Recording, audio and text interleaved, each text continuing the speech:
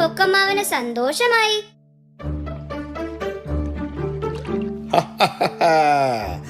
ഈ കുളത്തിൽ ധാരാളം മീനുകളുണ്ടല്ലോ. എനിക്ക് കുറെ ദിവസത്തേക്കുള്ള ആഹാരമായി. കൊക്കമ്മാവൻ മീനുകളോട് പറഞ്ഞു.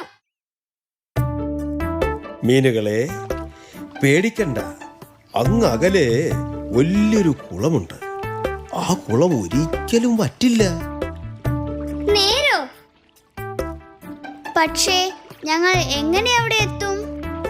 ആ, അത് നിങ്ങൾ പേടിക്കണ്ട.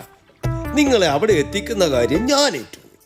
പക്ഷെ ഓരോ ദിവസവും കുറച്ചു പേരെ മാത്രമേ എനിക്ക് കൊണ്ടുപോകാൻ പറ്റൂ, കേട്ടോ. മീനുകൾ കൊക്കമ്മാവന്റെ വാക്ക് വിശ്വസിച്ചു.